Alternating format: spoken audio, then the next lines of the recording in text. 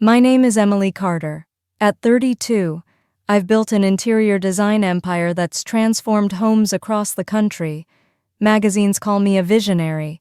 Clients wait months for my touch.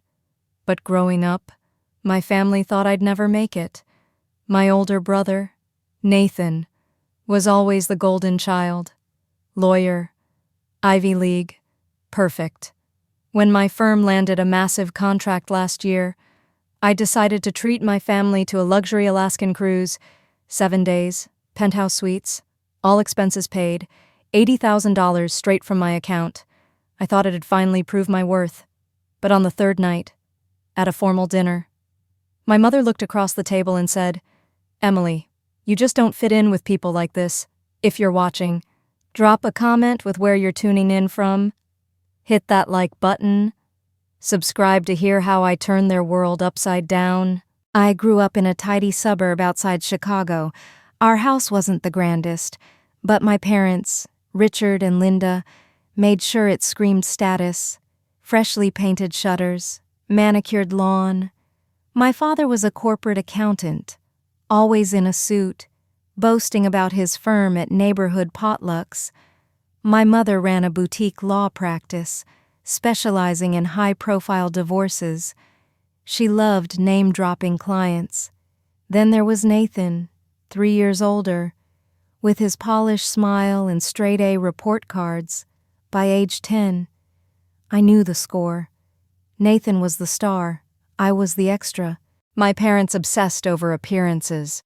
Dinner parties were performances. "Emily, smile properly," my mother would hiss, adjusting my dress. Look at Nathan's manners. Nathan could do no wrong. When I was 8, I won a school art contest for a watercolor of our backyard. My parents clapped politely at the ceremony, but on the drive home, they talked about Nathan's debate team victory. "That's nice. Emily," my father said when I showed him my ribbon. "Will it help with college applications?" Art was my escape. I'd spend hours sketching room layouts, rearranging furniture in my head. By 12, I was sneaking design magazines from the library, dreaming of spaces that felt alive. My parents didn't get it. Drawing pictures won't pay bills. My father said when I showed him a floor plan I'd drafted, "It's not practical." My mother was worse. "Interior design, that's for people who can't handle real careers." Nathan, meanwhile, was pre-law, destined for greatness. In high school, I joined the art club, creating set designs for school plays. My parents never attended a single performance, Nathan's mock trial competitions. They cleared their schedules. "We're so proud of our kids," my mother would say at family gatherings. Then add, "Nathan's on track for Harvard, and Emily's artistic." When I was 16, I got a part-time job at a local furniture store. I'd rearrange displays, suggest layouts, and customers loved it.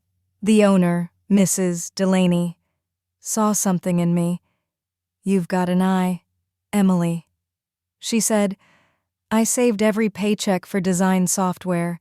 Late at night, I taught myself digital rendering, creating virtual rooms that felt like home. When I showed my parents my first 3D model, my mother sighed. "That's cute, dear, but don't waste time on hobbies." My father was blunter. "Computers and doodling. That's not a career. Learn to network like Nathan." By senior year, I applied to the Rhode Island School of Design. Full scholarship. Nathan got into Yale. Guess who got the celebration dinner at the city's fanciest restaurant? "We're thrilled for both of you," my father said, raising his glass. "Yale's a big deal. Nathan and Emily, that art school will be fun." I corrected him quietly. "It's RISD, Dad. Top design program in the country." He shrugged. "School is school, just don't expect us to pay for it." They didn't. Nathan's tuition was covered. My scholarship was my lifeline. College was freedom. No more living in Nathan's shadow. I called home weekly at first, But conversations were predictable. I'd share my projects. They'd pivot to Nathan's law school applications. By sophomore year, I stopped calling regularly. They barely noticed. I dove into my studies, majoring in interior design with a minor in business. Weekends, I freelanced, designing small apartments for local clients. My roommate, Sarah, thought I was nuts. "You're missing college parties," she'd say. But creating spaces, making people feel at home, that was my joy. It was validation I never got from my family. Holidays were rough. Thanksgiving meant listening to my parents praise Nathan's internships or his serious girlfriend from a good family. Christmas gifts told the story. Nathan got tailored suits. I got generic scarves. My junior year, my grandmother passed away. She'd always loved my sketches, pinning them to her fridge at her funeral. My father's eulogy mentioned Nathan's promising future and my creative hobbies. By senior year, the gap between me and my family was a canyon. I graduated with honors, but my parents arrived late to the ceremony, leaving early for Nathan's law school graduation. "Sorry, Emily," my mother said, hugging me quickly. "Nathan's got a big party. You understand." As they drove away, I made a vow I'd build something undeniable, not for their approval, but to prove what they'd overlooked. My graduation gift to myself was a tiny studio apartment in Chicago's West Loop. I shared it with Sarah, my college friend who'd become my cheerleader. Our place was half home, half office, IKEA desks, sketch pads everywhere. We lived on instant noodles, funneling every dollar into my fledgling design business. "What are you doing in Chicago?" my mother asked during a rare call. "Nathan's clerking for a federal judge. Big salary." I tried to sound excited. "I'm starting a design firm. We're working with local restaurants." Her response: "Oh, is there money in that? Your father knows someone at a bank if this doesn't work out?" My father was even less encouraging. "Design is a risky field. Emily, you don't have Nathan's credentials. Get a stable job." But Sarah and I pushed forward. We worked 16-hour days, pitching to anyone who'd listen. Most said no. Then, a small cafe owner loved my mood board for his space. His redesign went viral on social media. Suddenly, we had inquiries. A boutique hotel hired us, then a tech startup. By year 2, we had a real office, 3 employees, and a waiting list. I called my parents with the news. "We just signed our 10th client," I said. My father's reply: "That's nice. Be careful. Trends fade," my mother added. "Nathan's up for partner at his firm, only 26. Our big break came unexpectedly. A client recommended us to a real estate developer who needed a showpiece for a luxury condo project. We poured everything into that pitch. They hired us on the spot. The project won a regional design award, landing us in a trade magazine. I sent the article to my parents. My mother's response: "That's lovely, Emily. Did you see Nathan's firm won a national case?" Still, we kept growing. We relocated to Seattle, the heart of innovation. For better clients and visibility, our firm, Carter Designs, became a name. 2 years later, we landed a $10 million contract to redesign a chain of boutique hotels. Our valuation hit $40 million. I bought a sleek condo overlooking Puget Sound, started a mentorship program for young designers, and still, I craved one thing: my family's respect. I tried to bridge the gap. I sent thoughtful gifts, custom art for my parents, a designer watch for Nathan. I offered to fly them to Seattle. They were always busy. At Nathan's engagement party, I overheard my mother talking to her friends. "Emily's doing well with her little design thing. It's not what we planned, but she's happy." Not everyone can be a lawyer like Nathan. Even with my success, I didn't fit their mold. I wasn't married to a suitable man. I didn't join their country club. My world, creativity, vision, transformation was foreign to them. That's when I decided on the cruise. If my achievements didn't impress them, maybe a taste of their kind of luxury I'd show them success on their terms. Little did I know, that choice would change everything. If you've ever felt invisible to your family, drop a comment. Let's share our stories. Stay tuned for what happened next. Welcome back. If you're just joining, I'm Emily Carter, the interior designer who funded an $80,000 Alaskan cruise for my family, only to have them say I didn't belong. Last time, I shared how I grew up in my brother Nathan's shadow, built a design empire, and hoped this trip would finally earn their respect. Spoiler, it didn't. Hit that subscribe button to catch the full story. Drop a comment with where you're watching from. Let's dive into what happened next. The idea for the cruise hit me after our firm's biggest year yet. We'd just signed that $10 million hotel chain deal, boosting our revenue by 50%. To celebrate, Sarah and I went to a wine bar in Seattle. "You need to do something wild," Sarah said, sipping her Merlot. "All you do is work and save." "Live a little," I laughed. "I'm not the wild type." She grinned. "Exactly why you should be. Book a crazy vacation, buy a yacht, something ridiculous." Later, scrolling through my phone, I saw an ad for Alaskan cruises. Glaciers, wildlife, luxury liners. My mother had once mentioned wanting to see Alaska, but my father called it too extravagant. That's when it clicked.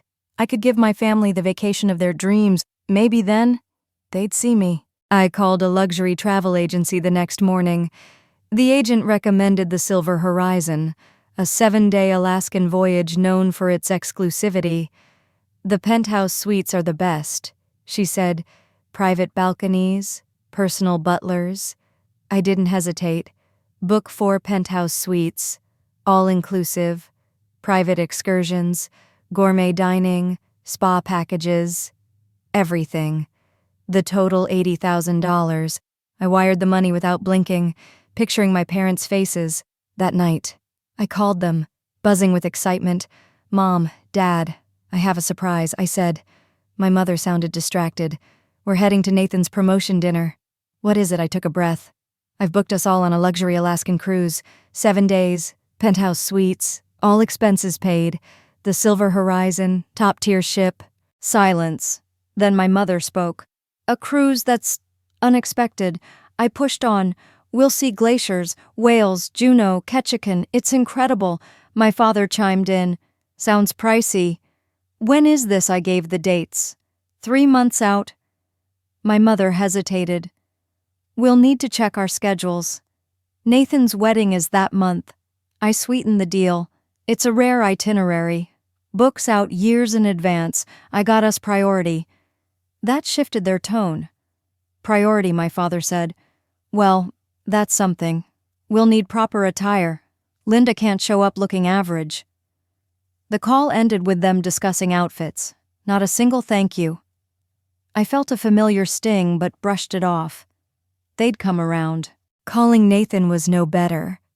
"Does the ship have a gym?" he asked. "Natalie needs her yoga." "And is there childcare for our daughter?" I assured him the ship had both, plus activities for his toddler. "Good," he said. "We'll need formal wear. Though, Natalie's particular about brands. No gratitude, just demands. Over the next few weeks, the requests piled up. My mother wanted to know about the ship's elite passengers. Will we meet anyone important? My father asked about business networking opportunities. Nathan requested specific wines in their suite and a gluten-free menu for Natalie. I handled every demand, paying extra for upgrades. The bill crept to $95,000. But I told myself it was worth it. 2 weeks before the trip, I flew to Chicago for a pre-cruise dinner at my parents' country club. "Everyone's talking about your cruise," my mother said, beaming. "The Thompsons are jealous. They couldn't book the Horizon last year." I smiled, feeling a flicker of pride. "It's one of the best ships out there." My father sipped his whiskey. "It's decent. though the Regal Star is more exclusive. Next time. Maybe check that. His words stung, but I stayed quiet. At dinner, they introduced me to their friends. This is Emily, our daughter who does decorating, my mother said. Before pivoting to Nathan's law firm success, my father toasted to Emily's little windfall. Who knew decorating could pay? The table laughed. I forced a smile, feeling like a prop. Boarding day in Seattle was stunning. Clear skies, the silver horizon gleamed like a floating palace. I arrived early, confirming every detail with the staff.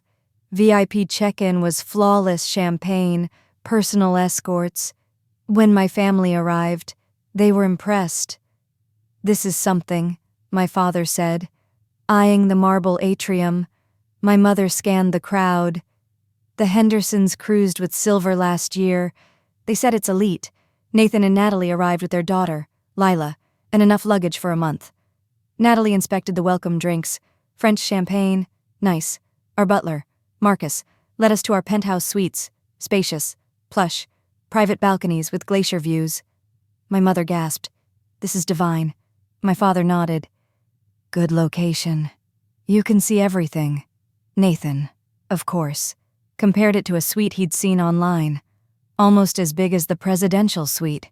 We settled in, and Marcus announced a private welcome reception in the ship's VIP lounge. I changed into a simple navy dress while my family dressed like royalty. My mother, in a sequined gown, frowned at me. "Emily, you could have tried harder. First impressions matter." At the reception, the captain greeted us, thanking me for choosing the horizon. But soon, my family drifted.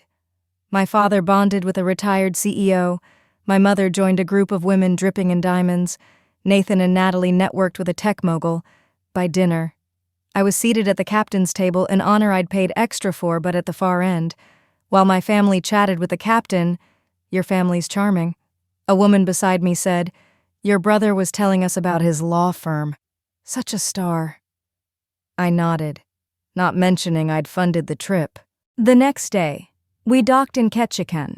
I'd arranged a private salmon fishing tour. As we gathered, Nathan pulled me aside. "We're skipping your tour. We met a couple who invited us on their private helicopter ride to a glacier." I blinked, "But I booked this for us." My mother patted my arm. "It's a great opportunity for Nathan. You and us can do the fishing." I swallowed my frustration. The tour was fine, but my parents spent it discussing Nathan's exclusive helicopter ride. That night, they dined with their new friends, leaving me alone at our reserved table. Marcus, the butler, offered to serve dinner in my suite. I declined, eating alone, overhearing passengers praise Nathan's impressive career while dismissing my decorating as a lucky break. The pattern grew. My family enjoyed the luxuries I paid for, then ditched me for better company. On day 3, at the formal dinner, my mother's words hit like a slap. "Emily, you just don't fit in with people like this." My father nodded. Nathan smirked. The captain looked uneasy, but my family acted like it was fine. I excused myself, heart pounding, and stood on the deck, staring at the icy waters. Their rejection wasn't new, but it hurt worse because I'd given them everything. If you've ever been dismissed by family, share your story below. Stay tuned for how I fought back. Hey, everyone, welcome back. I'm Emily Carter, and if you're new here, I'm sharing how I funded a $95,000 Alaskan cruise for my family, only for them to say I didn't belong. Last segment, I covered planning the trip, their endless demands, and their dismissal at the captain's dinner. Today, things escalate. If you're enjoying this, smash that like button.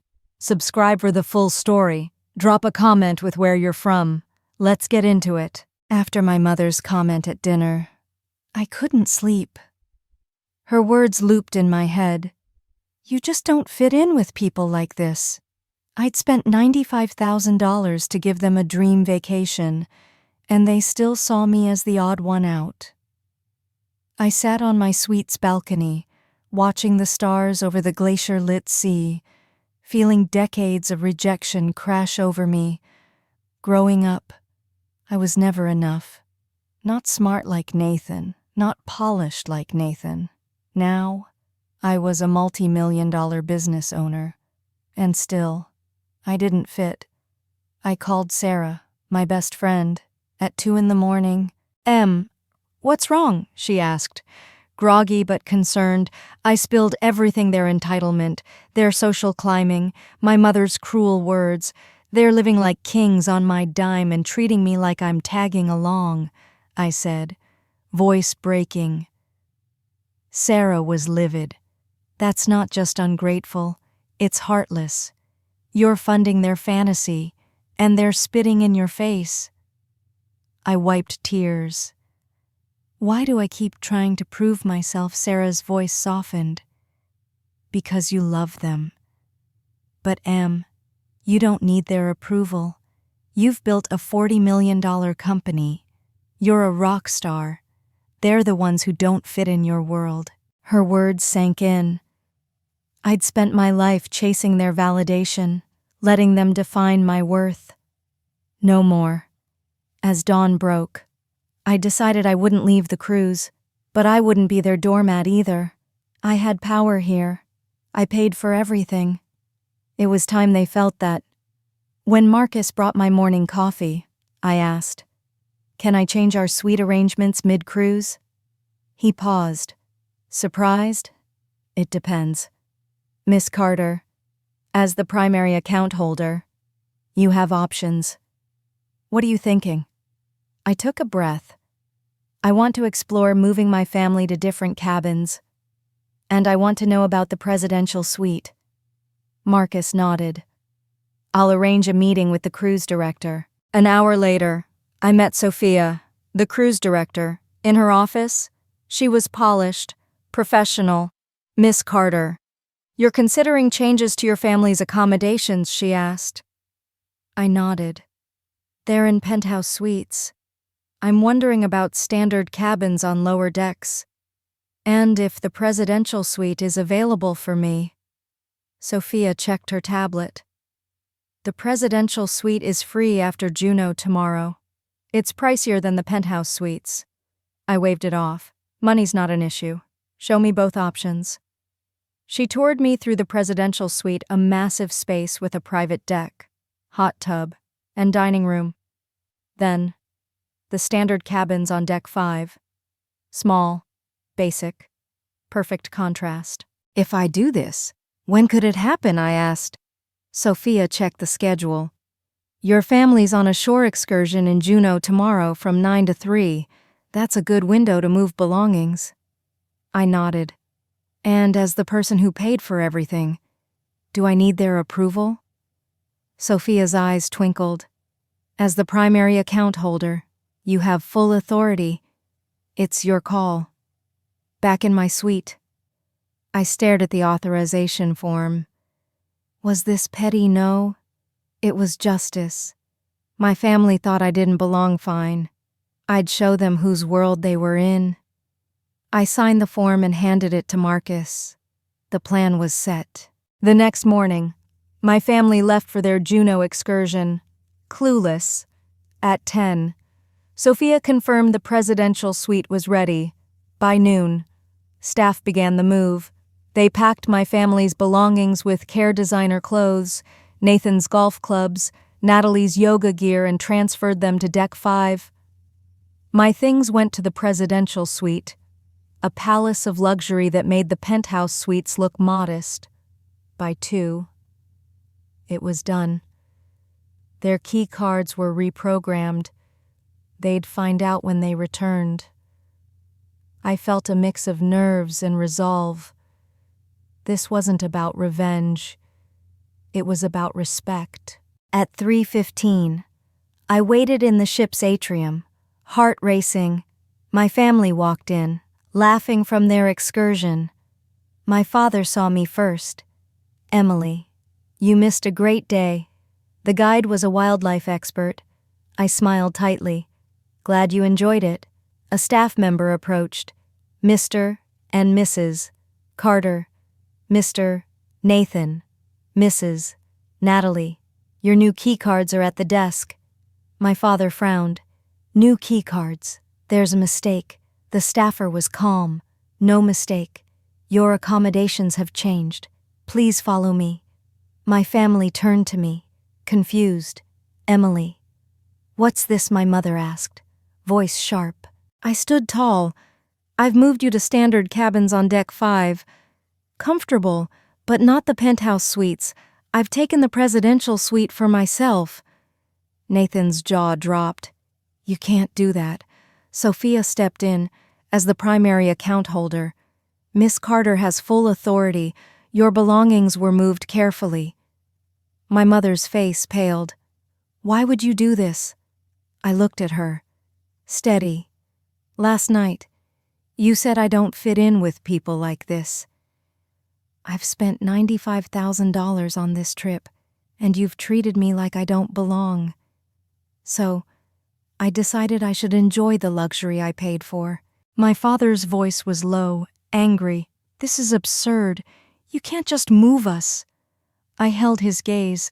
And I did. For years, you've dismissed my work, my success, my value. You think I don't fit in your world. I've built my own. One where respect matters more than status. You've enjoyed my money while belittling me. That stops now. The atrium was quiet, passengers eavesdropping. Natalie whispered to Nathan, This is humiliating. I shook my head. No. What's humiliating is being invisible to your own family. What's humiliating is funding your dream vacation and being told I don't belong. My father tried to regain control. Emily, let's discuss this privately. I cut him off. We're done discussing. You're still on this cruise. The cabins are nice. The excursions are paid for. But the penthouse suites, those are for people who respect the person paying for them. Sophia gestured. If you'll follow me, I'll show you your new cabins. My family stood, stunned. I turned to the elevator, heading to my new suite. As the doors closed, I felt a weight lift. For the first time, I wasn't chasing their approval. I was demanding my worth. If you've ever had to stand up to family, share below. Next segment. See how they reacted. Subscribe now. Hey, everyone. Welcome to the final part of my story. I'm Emily Carter, the interior designer who funded a $95,000 Alaskan cruise for my family, only to be told I didn't belong. Last time, I moved them from penthouse suites to standard cabins and took the presidential suite for myself. Today, I'll share how they reacted, how our dynamic shifted, and the lessons I learned. If you're loving this, hit that subscribe button, drop a comment with where you're watching from. Let's finish this. After confronting my family in the atrium, I rode the elevator to the presidential suite. The doors opened to a space that felt like a dream. Floor-to-ceiling windows, a private deck with a hot tub, a dining room for 12. I stood on the deck, watching glaciers drift by, and felt something new power. Not over my family, but over myself. For years, I'd let their dismissal define me. No more. But as I settled into the suite, doubt crept in. Had I gone too far, would this break us forever? Then I remembered my mother's words. You don't fit in. I hadn't started this fight. I was ending it. I gave my family space the next day, working from my suite and dining alone. Marcus, my butler, was a gem, arranging a private chef's menu. Around noon, there was a knock. It was my mother, looking nervous. Can I come in? She asked. I nodded, letting her into the suite. Her eyes widened at the opulence, the marble bar, the silk sofas. This is extraordinary, she said. It is, I replied, waiting. She sat, fidgeting. Your father's livid. He wanted to leave at the next port, but the fees are steep. I smiled slightly. I know, she sighed. I've never seen you like this. Emily, you've always been so agreeable. Agreeable, I said. Or desperate for your approval. She flinched but didn't argue. You've done well, she said, glancing around. I didn't realize how big your world is. I leaned forward. You never asked. Mom, you saw Nathan's path law, status, and valued it. My path design. Creativity, you called it a hobby. She nodded slowly. We understood Nathan's world. Yours was different. I held her gaze. Different doesn't mean less. I built a $40 million company. I deserve respect, not pity. Tears glistened in her eyes. I see that now, I'm sorry. Emily, we've been blind. She left, and I felt a flicker of hope. She'd listened, really listened for the first time that evening. I went to the main dining room. My family was at a table across the room. I hesitated, then walked over. Good evening, I said. My father barely looked up. Nathan shifted uncomfortably. Natalie avoided my eyes. My mother stood. Emily. Join us, my father snapped. Linda. She silenced him. She's our daughter. Richard. She's offering peace. Take it. I sat, and we ate in tense silence, making small talk about the cruise. Then Nathan spoke. I'm sorry, Em. We've been jerks. You gave us this incredible trip, and we've acted entitled. Natalie nodded. The standard cabins are fine, better than most. It made me see how spoiled we've been. My father stayed quiet, but I saw something new in his eyes, uncertainty. The rest of the cruise shifted. My father kept his distance, but my mother asked about my work, listening intently. Nathan and I talked more, rebuilding a bond we'd never had. Natalie invited me to play with Lila, their daughter, on the last night, at the farewell gala. My father approached me. That was a bold move, he said. I smiled. Learned from you. He nodded. You're not who I expected. I thought success meant law, finance, your way. It's different. It's mine.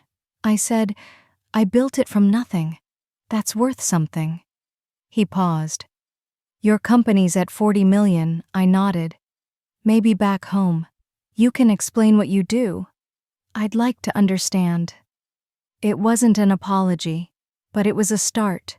As we disembarked in Seattle, my mother hugged me.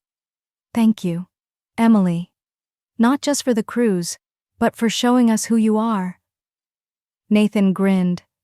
Let's hang out. Lila needs her cool aunt. Even my father shook my hand. You've built something, Emily. I respect that. 6 months later, I hosted Christmas at my Seattle condo. My mother helped decorate, asking about my latest projects. Nathan and Lila played in the living room, her laughter filling the space. My father, still stiff, asked about my expansion into commercial design. Old habits surfaced, a subtle jab here. A Nathan comparison there, but I called them out calmly. We were learning to see each other, not as roles, but as people. That cruise didn't fix everything, but it broke a cycle. I stopped chasing their approval and started demanding respect. I realized the real victory wasn't changing them, it was owning my worth. If you've ever had to prove your value to family, share your story below. Like and subscribe if this hit home. The biggest lesson your worth isn't in their eyes. It's in the world you build, the people you lift, and the courage to stand tall. Create your own circle, and invite only those who see you for you. Thanks for joining me. Keep shining.